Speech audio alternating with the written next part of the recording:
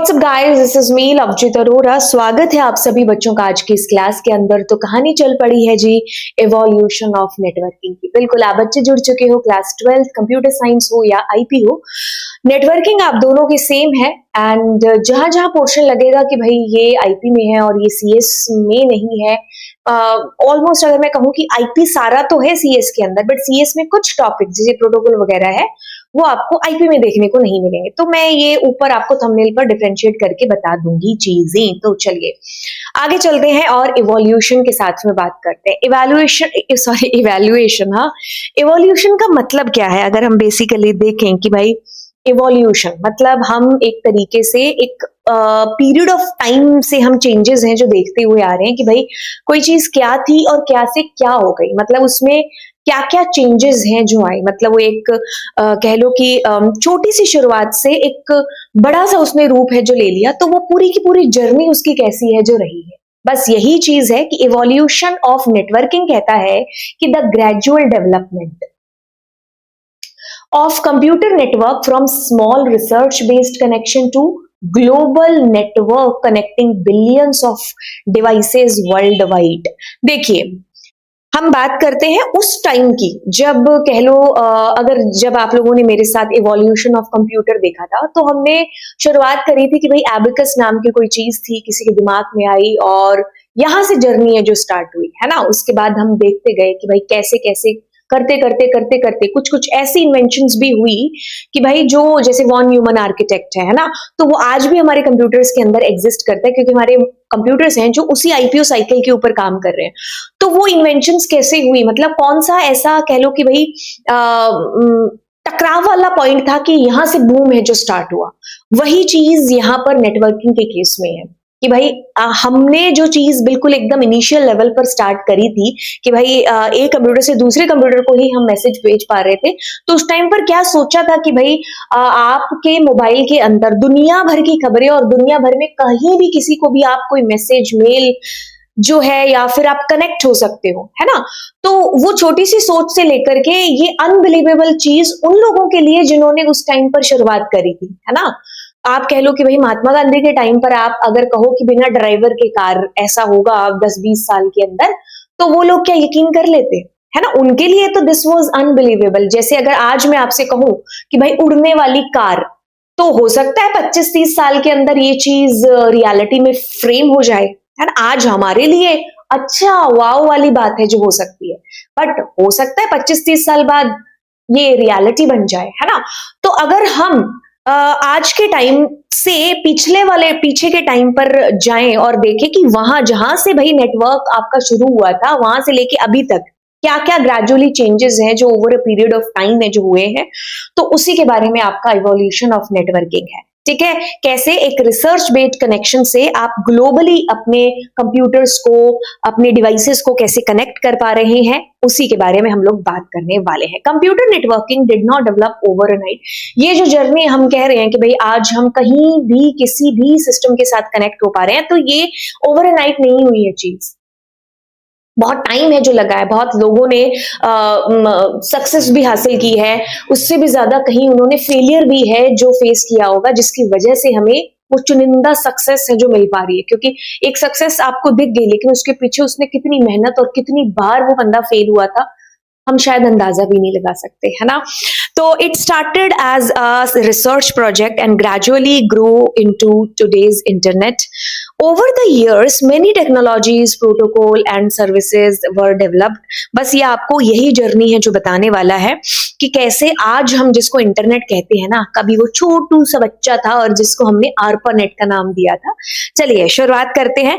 थोड़ी सी हिस्ट्री, कुछ चीजें हैं जो आपकी बुक में है, कुछ चीजें हैं जो बुक के अंदर नहीं है, बट वो आपको जो बुक में है वो समझाने में बहुत हेल्प है जो करने वाली है। चलिए अब हम एक स्टोरी की तरह इसको पढ़ते हैं। मैंने हर एक लाइन को जो स्टोरी में बताने वाली हूँ उसको मैंने लिखा भी है। ऑल्दो आपके पास में ऐसा कोई क्वेश्चन आता नहीं है इवोल्यूशन के ऊपर ऐसे कहानी लिखो या कुछ, बट अगर मान लीजिए 2 नंबर का जो लिखने वाला क्वेश्चन आता है और अब वो कह दे कि भाई आज से पहले ऐसा कोई क्वेश्चन जो नेटवर्किंग में ना दिया हो, इस बार मुझे वो देना है, तो इवोल्यूशन ही वो क्वेश्चन होगा। तो चलिए बात करते हैं 1960s के टाइम की। 1960s का वो टाइम था जब आप कह लो कि हम लोग वो जो बूम वाला ईरा था ना, कि बस यहां से आपकी टेक्नोलॉजी एकदम स्पीड से, हाई स्पीड से ऊपर की तरफ, फिफ्थ जनरेशन की तरफ बढ़ रही थी।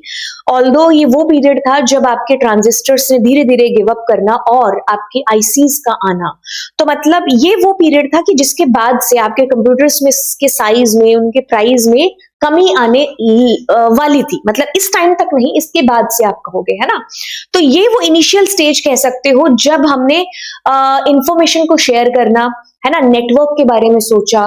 तो ये वो टाइम था जब साइंटिस्ट हैं वो सोच रहे थे कि भाई ये जो है ना टेक्नोलॉजी, इसको और ज्यादा इनहैंस करना है।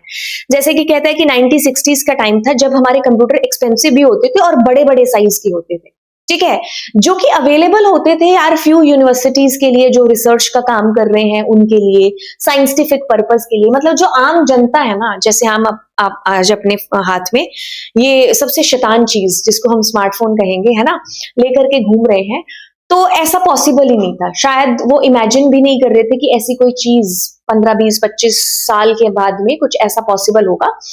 तो मतलब इनिशियल स्टेज है जो चल रही थी आपकी, सेकंड जनरेशन का धीरे धीरे कम होना और थर्ड जनरेशन का धीरे धीरे अप होना। ये वो पीरियड ऑफ टाइम है जो चल रहा था। मतलब डगमगा से रहे थे हम, है ना। लेकिन जो कंप्यूटर था वो आम आदमी की रीच में अभी नहीं था, ठीक है। तो बड़े बड़े कंप्यूटर का साइज उस वक्त भी था। तो ऐसे में क्या था कि हमारे कंप्यूटर ना काम तो कर रहे थे, हो रही थी चीजें, हमें लग रहा था कि हम टेक्नोलॉजी में अच्छा काम कर रहे हैं, लेकिन यहाँ पर एक प्रॉब्लम क्रिएट हो रही थी। दैट वाज कि हम काम करा रहे हैं कंप्यूटर से, लेकिन दूसरे कंप्यूटर के साथ उसको कैसे कनेक्ट करें। ऐसा क्या पॉसिबल है?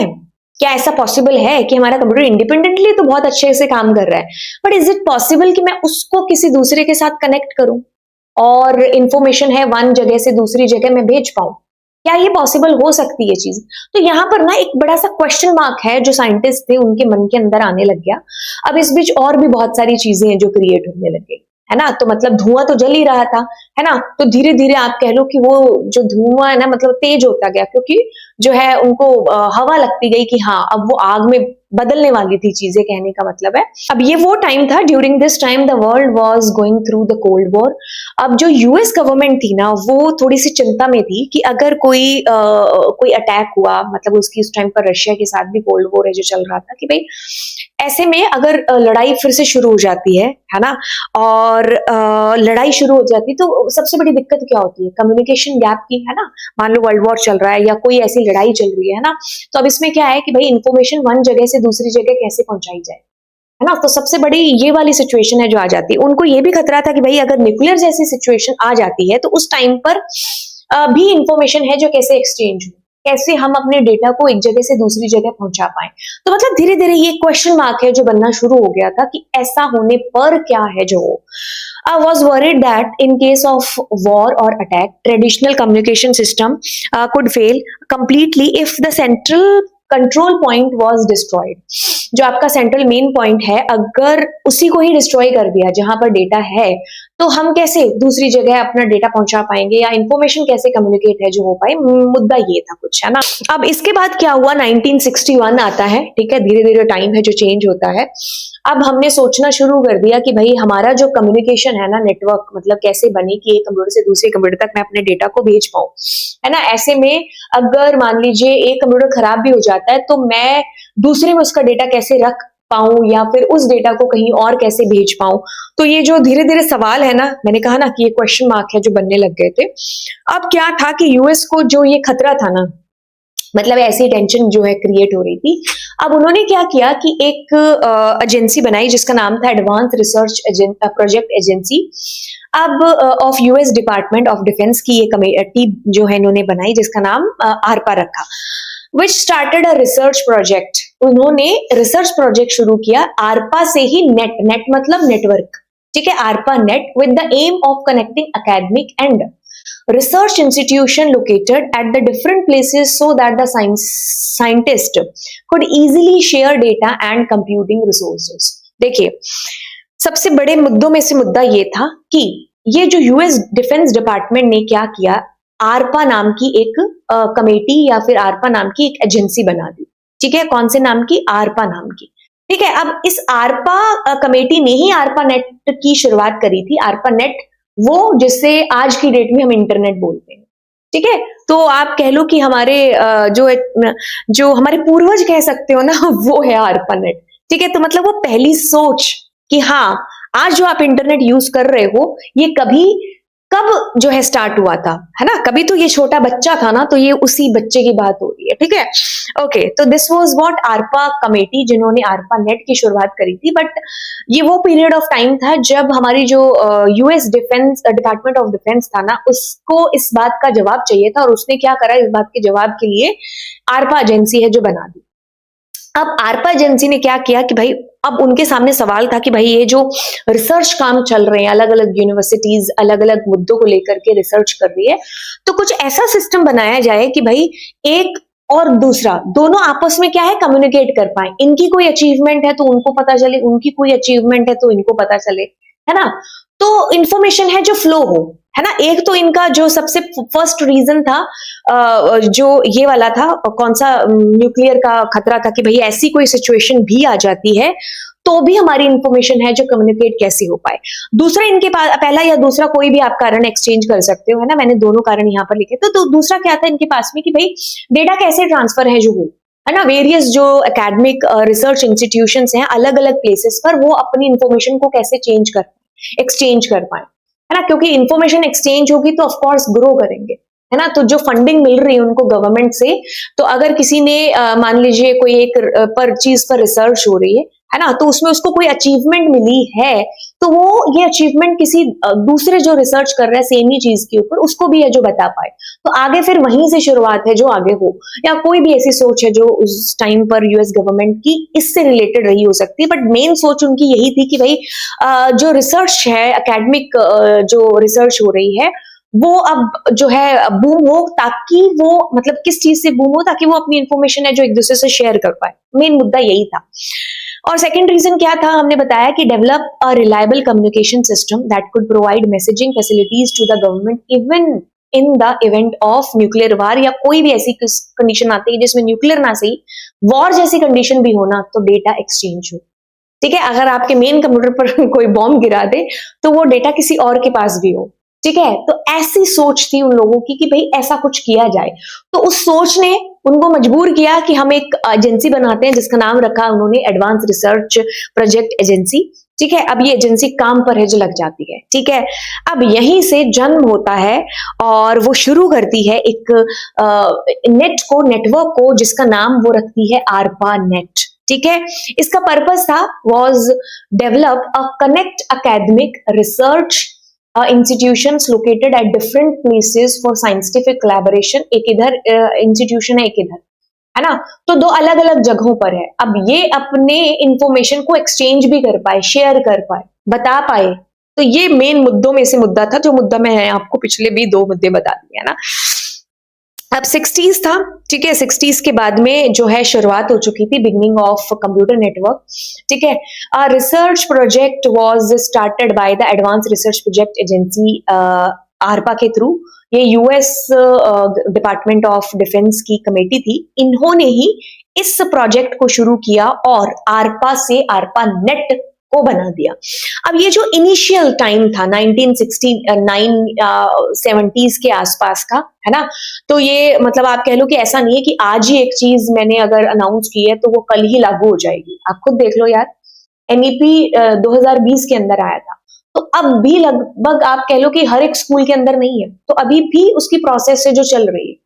तो आज अनाउंस करना डजंट मीन कि वो कल तक पूरे देश में लागू हो जाएगा। तो धीरे धीरे इस चीज की शुरुआत होती है। आज वो सोच आया, हो सकता है 10 दिन बाद उसमें कोई और अच्छे आइडियाज आ जाएं, या 10 साल बाद उसमें और अच्छे आइडियाज आ जाएं, है ना? तो ये सिचुएशन है जो रहती है। तो ये इनिशियल टाइम था कि 69 के आसपास क्या था कि आपके 4 नोड्स हैं जो बनाई गई। मेनली जो दो नोड थी उन्हीं के बीच में डेटा है जो एक्सचेंज हुआ था, पहला मैसेज वो हम बात करेंगे, ठीक है। तो इस तरीके से उन्होंने पहला इनिशियल दिया, बाद में इसमें काफी सारे चेंजेस हुए। ये विकिपीडिया पर आपको एक लॉजिकल मैप मिल जाएगा आरपानेट का, जो कि 1977 के आसपास का है।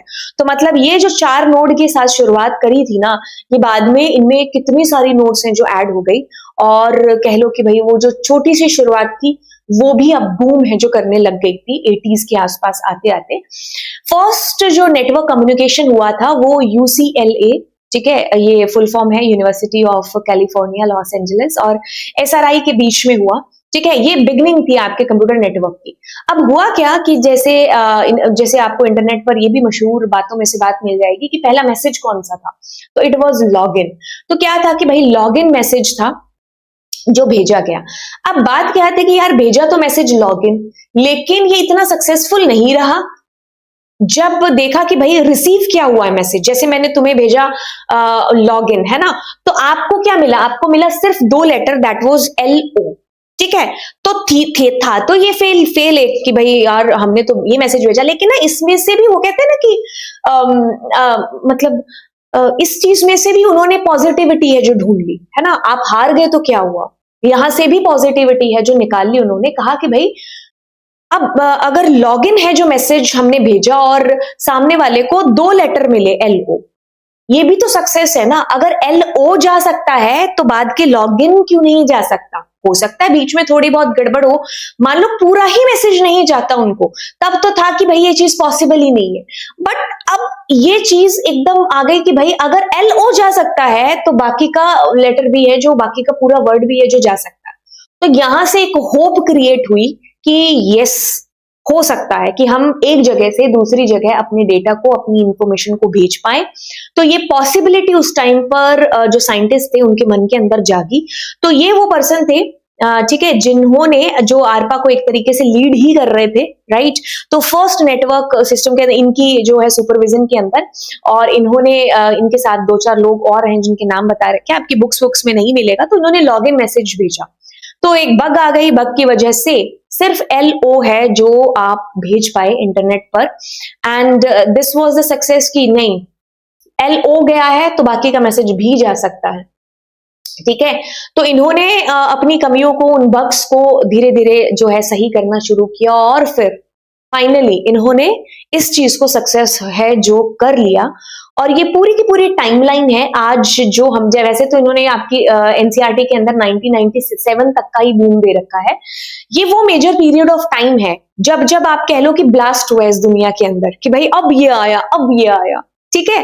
तो ये पीरियड टाइम नहीं होता ना, तो आप सोच लो कि यार आज हम जिस AI की बात कर रहे हैं ना, भाई हवा में भी बातें हो रही हैं, तो वो चीज नहीं हो पाती। मतलब आज की डेट में जो चीजें मैं कह रही हूँ, है ना, तो आप देखो यार 1961 के से 1997 तक कितना स्ट्रगल किया होगा। एक्चुअल में लर्निंग तो उनकी थी ना, कि एक चीज करी, नहीं सक्सेस हुए, फेल हो गए, वहां से भी सक्सेस ढूंढी कि नहीं ये हो सकता तो ये करते हैं ना। तो हम इमेजिन भी नहीं कर सकते उस टाइम का स्ट्रगल क्या रहा होगा, है ना।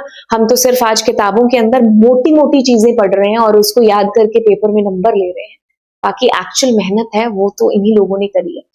अब बात करते हैं 1961 के ईरा की, है ना। 1961 एक ऐसा ईरा था जब क्या हुआ, साइंटिस्ट बिगिन थिंकिंग, यहां से क्या आती है, एक सोच आती है, ठीक है, कि भाई ऐसा कुछ करते हैं। तो ये सोच कहती है a new kind of network where the computers could remain connected even if some parts failed. अब इनकी सोच कहती है कि भाई आपका एक आधा कंप्यूटर फेल हो गया या उसका कुछ पार्ट फेल हो गया, लेकिन इंफॉर्मेशन का जो फ्लो है वो ना रुके, आप एक जगह से दूसरी जगह अपनी इंफॉर्मेशन है जो भेज पाओ, है ना। तो ऐसा कुछ कि कनेक्ट कर पाए हम दो कंप्यूटर्स को, ठीक है। दिस आइडिया वाज प्रपोज्ड, ये idea advance research project agency ने जो कि US of sorry departments of defence जो की कमेटी थी के द्वारा बनाई गई कह सकते हो। The main goal was to create reliable decentralised communication system that could survive failures during emergencies like war etcetera. War वगैरह भी हो तो भी हम कम्युनिकेट कर पाए एक कंप्यूटर से दूसरे कंप्यूटर पर, है ना। अब टाइम पीरियड चेंज होता है। आगे आता है जी टाइम, कि वो जो सोच थी ना अब उसको रियलिटी में फ्रेम करने का टाइम आता है।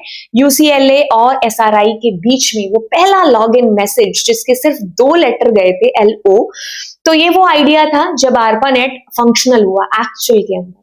वो जो सोच बनाई थी ना 10 साल बाद वो पूरी हो पाई।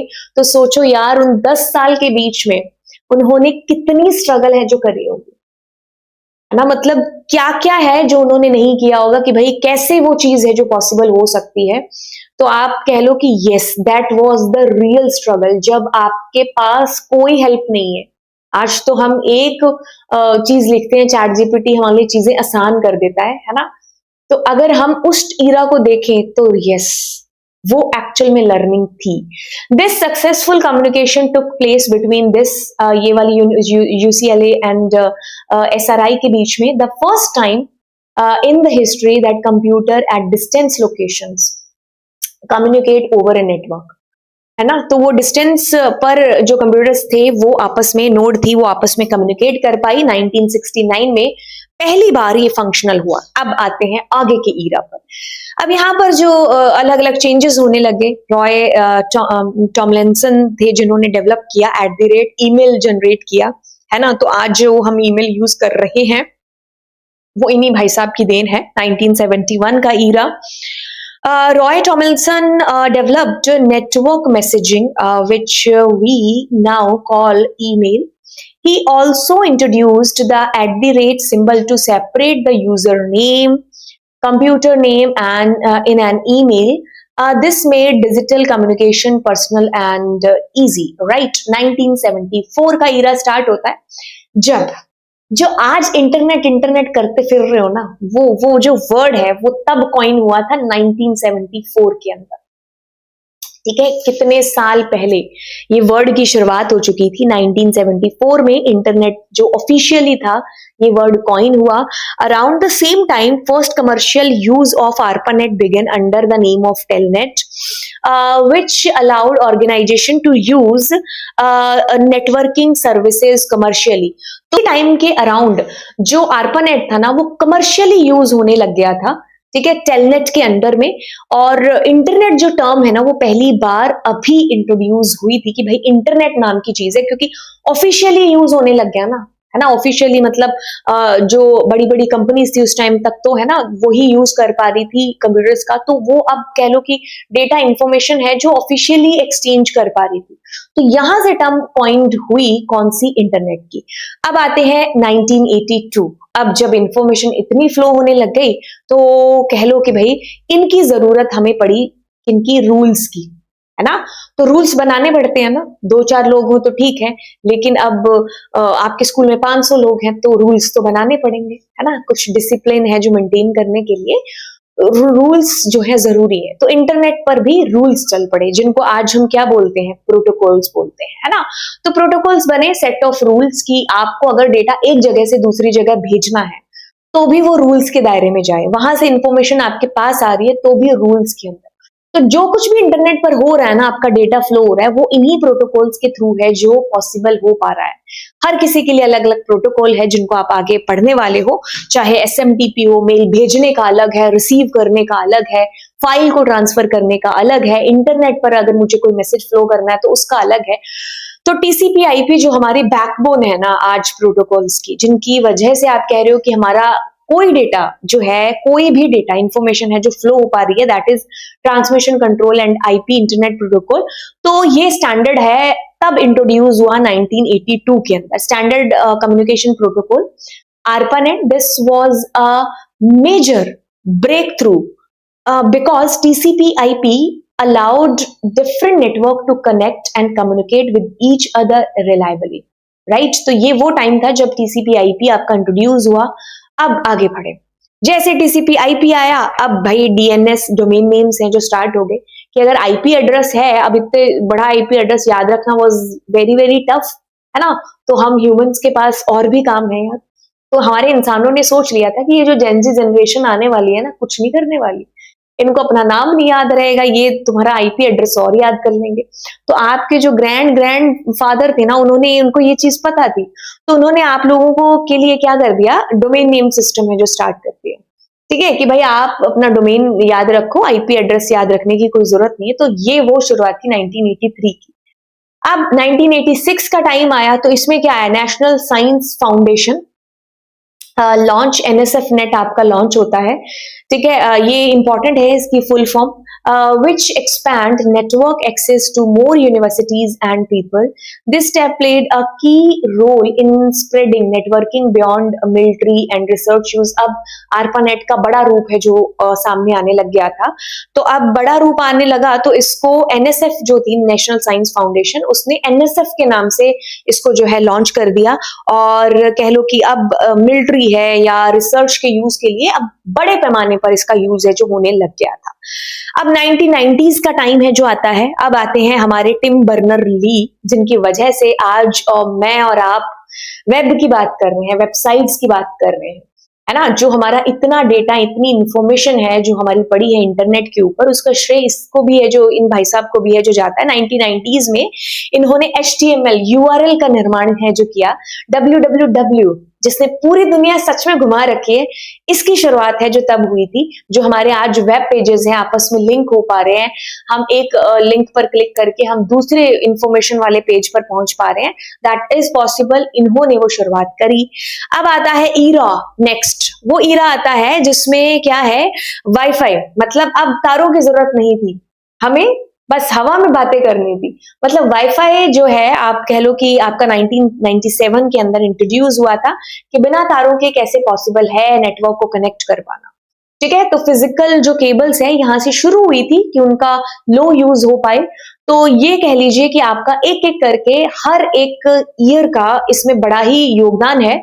तो आप कह लो कि आपका ARPANET, फिर ईमेल, इंटरनेट, फिर प्रोटोकॉल्स आए आपके, फिर DNS, world wide web, wifi, और फिर आज हम जो इंटरनेट, ग्लोबल इंटरनेट की बात करते हैं ना, तो उसकी शुरुआत देखो कब हुई थी, 60s के टाइम पर, है ना। तो दिस वाज द टाइम। अब इसमें एनएसएफ है जो आपका मोस्ट इंपॉर्टेंट है, जिसको आप याद रखिएगा। राइट, फिर आपको मैंने अलग अलग टर्म्स के अंदर यहाँ पर लिख करके बता दिया। तो वैसे मैंने आपको सारी चीजें एक्सप्लेन कर दी जो बुक के अंदर भी है, बुक के बाहर भी है। The internet is a world wide network of computer, जिसको आज आप इंटरनेट बोलते हो, वो किसी जमाने में क्या था, ARPANET था। ठीक है, इंटरस्पेस, अब ये क्या है कि एक्चुअली इंटरस्पेस की तो शुरुआत हो चुकी है, एक सिर्फ एक टर्म के तौर पर हमारी बुक्स के अंदर रह गया है। इसका कुछ नहीं, इसका मतलब है कि हम अपने इंटरनेट को कल बड़ा होते हुए कैसे देख सकते हैं, है ना। जो जेनजीज के बाद की जनरेशन है, हम उनको कैसे देखेंगे, वैसा ही ये है कि ये जेनजी है हमारे इंटरनेट का। ठीक है, तो कहता है कि जो इंटरस्पेस है ना, कि इसमें आप 3D वीडियोस या टेक्स्ट चैट ये सब कर सकते हो, ऑल्दो हम ये सारी चीजें अब कर ही रहे हैं। तो ये कह रहा है कि कम्युनिकेशन को एक नए पैमाने से, ठीक है, यहां पर है जो पॉसिबल है चीजें। तो इंटरस्पेस एक विजन हो गया कि what internet will become tomorrow, right. तो ये इंपॉर्टेंट टर्म्स हैं जो आपको याद रखनी है। तो चलिए फिर हम आपको मिलते हैं अगली क्लास के अंदर। Thank you so much. I hope आपको मैंने चीजें बहुत अच्छे से एक्सप्लेन करी हो और आपको समझ में भी आया हो। ऐसी बात है तो नीचे कमेंट सेक्शन में बताइए। Bye bye all.